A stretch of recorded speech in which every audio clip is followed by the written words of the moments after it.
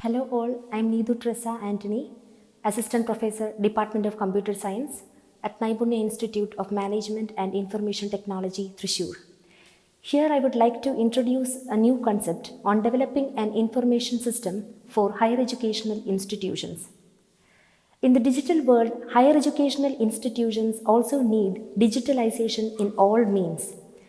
Because we all know that any information is freely available today in any form and explained in numerous ways, and learners feel comfortable with online learning as well. Then why is higher educational institution? How a particular learner can fit on a higher educational institution? Today, almost all the higher educational institutions make sure that they hire highly eminent faculty members. But eminent faculty members cannot always attract the learners. Because if there is a learner with a highly eminent faculty member, but still if he is uncomfortable with the classroom or the learning environment, then the learning process will not be successful. That means the learning environment or the learning atmosphere plays a great role. Here the information system is very important because the information system can provide a means to share the learner what he needs as his learning environment.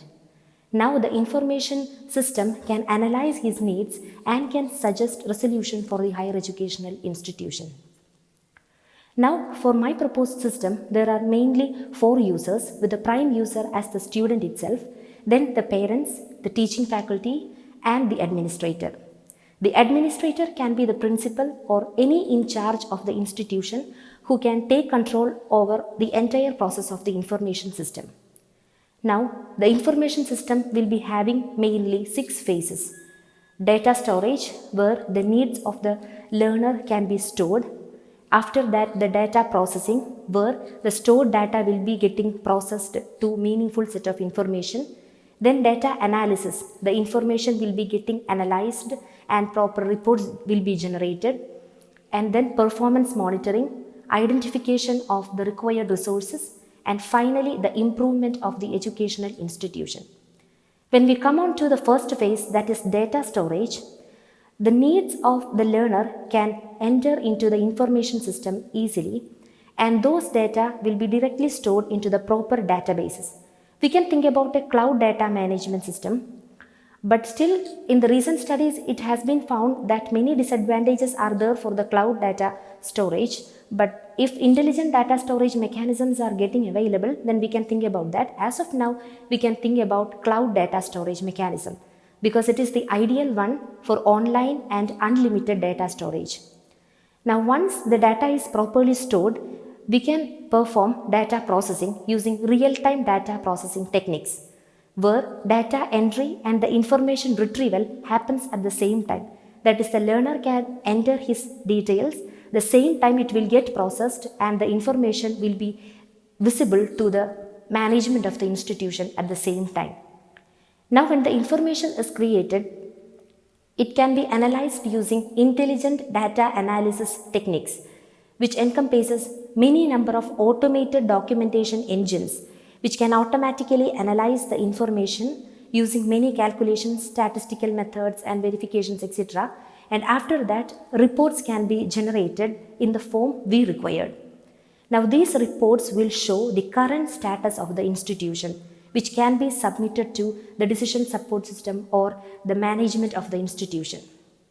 Now using this report, we can use result-based performance monitoring techniques to compare the current status of the institution with the prior status to monitor the progress level of the institution, where the current status of the institution is.